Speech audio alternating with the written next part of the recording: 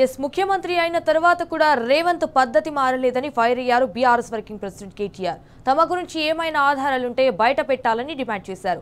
Chit chat పేరిట చీకటి రాజకీయాలు ఎందుకని ప్రశ్నించారు. ఎక్కడైనా చర్చకు తాను సిద్ధమని మరోసారి తేల్చి చెప్పారు. చర్చకు రమ్మంటే పారిపోయిన పిరికి పంద రేవంత్ అని దుయ్యబట్టారు. ఆయనకు రచ్చ చేయడం తప్ప చర్చ చేయడం రాదని మండిపడ్డారు.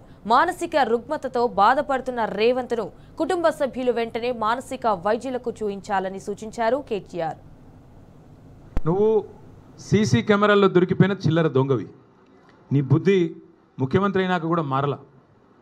చిట్ చాట్ల పేరిట్లో చీకటి భాగవతం ఎందుకు, చీకటి బతుకులు ఎందుకు? నేను అడుగుతా ఉన్నా, స్ట్రైట్గా మాట్లాడుకుందాం రా.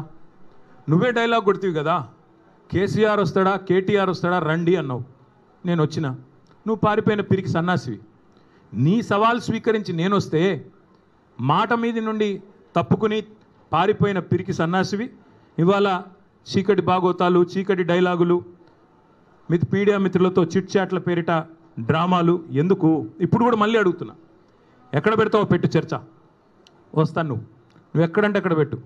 అసెంబ్లీ అంటాడు, అసెంబ్లీలో మైక్ కట్ చేయకుండా చూద్దాం. నువ్వే చెప్పుకున్నావు కదా ఒక పత్రికకు పోయి ఆ చెంప ఈ చెంప వాయిస్తున్నారు అసెంబ్లీలో అని. భయం నీకు, ఎందుకంటే నీకు రచ్చ చేయడం తెలుసు తప్ప చర్చ చేయడం తెలీదు.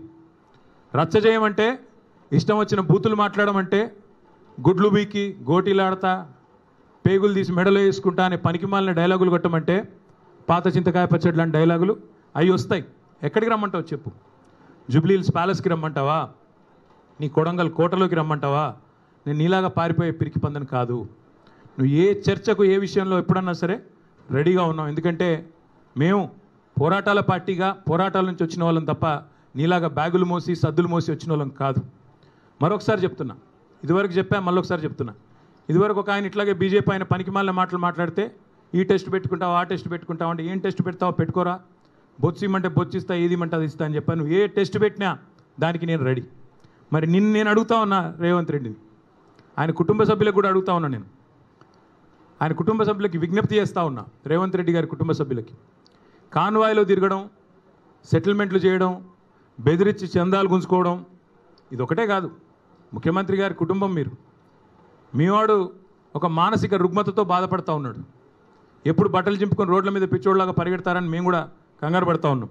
చూపెట్టండి డాక్టర్లకి, వాటాల సంగతి తర్వాత చూసుకోవచ్చు. ముందు పిచ్చోడైపోయి బట్టలు చింపుకొని రోడ్ల మీద పరిగెత్తేలాగా ఉన్నాడు. మరి ఆ దరిద్రం రాష్ట్ర ప్రజలు చూడకముందే దయచేసి ఒక మానసిక ఆసుపత్రికి తీసుకొని పోయి చూపెట్టాలని చెప్పి నేను కోరుతా ఉన్నా. ఇంకొకటి నేను రాష్ట్ర ప్రజలకు కూడా విజ్ఞప్తి చేస్తూ ఉన్నా. ఈ మధ్యన ఒక అలవాటుగా మారిపోయింది. ఏ ఆధారము లేకపోయినా, ఏ అధికారిక ప్రెస్ మీట్ లేకపోయినా, అధికారిక స్టేట్మెంట్ లేకపోయినా, ఇదిగో పులి అంటే అదిగో తోక, ఇదిగో ట్యాపింగ్, ఈ హీరోయిన్ ఆ హీరోయిన్, ఈయన డ్రగ్గులు వాడాడు ఆయన డ్రగ్గులు వాడాడు, ఒక్కడంటే ఒక్కడు ఈ రాష్ట్ర ప్రభుత్వంలో కానీ ఈ రాష్ట్ర అధికార యంత్రాంగంలో కానీ అధికారికంగా ఏమైనా చెప్పారా? ఏంది గాసిప్సు, ఏంది నాన్సెన్సు? ఎవరన్నా మీకు వచ్చి ఫలానా వాడు తప్పు చేశాడని చెప్పారా ఇప్పటికీ? ఇది ట్యాపింగు, అది కుంభకోణం, ఇది లంబకోణం, అది డ్రగ్స్, ఇవేనా? ఇంకా 6 గ్యారెంటీలు మర్చిపోదామా? 420 దొంగ హామీలు మర్చిపోదామా? ఆడబిడ్డలకు ఇస్తానన్న 2500 మర్చిపోదామా? ముసలోళ్ళకి ఇస్తానన్న 4000 పెన్షన్లు మర్చిపోదామా? రైతులకు ఇస్తానన్న బోనస్ మర్చిపోదామా? ఇదిగో పులి అదిగో తోక అని వదంతులు పట్టుకునే రోజు మనం అందులో ఒత్తుకుంటూ కూర్చుందామా ఫోన్లో? ఈ తమ్మునేలు ఆ తమ్మునేలు, వీడు ఇట్లా అంట వాడు అట్లా అంట, ఈయన ఇంకా మనకు కావాల్సింది? ఈ గాసిప్స్ అడిక్షన్ కూడా, ఈ గాసిప్స్ ఏవైతే ఈ వదంతులు ఈ రూమర్స్ ఏవైతే ఉన్నాయో వీటి అడిక్షన్ కూడా ఈ రేవంత్ రెడ్డికి పట్టుకున్నది. ఓ పిచ్చోడ్లాగా మాట్లాడుతూ ఉన్నాడు. ఆ జూబ్లీహిల్స్ ప్రాంతం ఉంటుంది హైదరాబాద్లో, అక్కడ కిట్టి పార్టీలు జరుగుతూ ఉంటాయి. మధ్యాహ్నం కొంతమంది బాగా డబ్బున్నోళ్ళు కిట్టి పార్టీలు చేసుకొని వీళ్ళ గురించి వాళ్ళ చెవులు కొరుక్కోవడం, వాళ్ళ గురించి వీళ్ళ చెవులు కొరుక్కోవడం, అది జరిగేది. ఈయన కూడా అట్లాంటి కిట్టి పార్టీ ఆంటీ ఈయన రేవంత్ రెడ్డి గారు. ఎక్కడో ఎవడో చెప్పింది విని అదే నిజం అనుకుని భ్రమించి దాన్ని మళ్ళీ 10 మందిని పోగేసుకొని మీడియాని పోగేసుకొని చిట్ చాట్ల పేరిట చిల్లర మాటలు మాట్లాడే నికృష్టుడు రేవంత్ రెడ్డి. నేను అందుకే అంటా ఉన్నా, నువ్వేదో వాగావు కదా నేను డ్రగ్స్ బిగ్స్ అని. దమ్ముంటే మగాడివైతే బయటికి వచ్చి పత్రికల్లో మాట్లాడు, నువ్వే ముఖ్యమంత్రి నువ్వే హోంమంత్రి, ఏం ఆధారం ఉందో పెట్టు.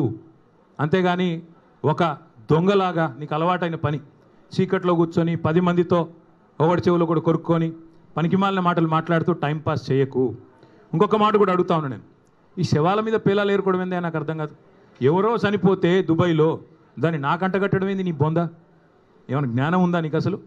ఏం మాట్లాడుతున్నావు? రాష్ట్ర ముఖ్యమంత్రివా లేకపోతే శవాల మీద పేలాలు ఏరుకునే దౌర్భాగ్యుడివా? నేను అందుకే అంటా ఉన్నా, నీకు దమ్ముంటే ఆధారం బయట పెట్టు, దమ్ముంటే ఏ టెస్ట్ చేస్తావో చెయ్యి, దమ్ముంటే నీ దగ్గర ఏం ఆధారం ఉందో పెట్టు. లేదా ఈ కిట్టిపాటి ఆంటీలాగా ప్రతిరోజు వీళ్ళ చెవు గురికి వాళ్ళ చెవు గురికి హెడ్లైన్లు మేనేజ్ చేసి మీడియాను మేనేజ్ చేసి ఎక్కువ రోజులు బతకలేవు.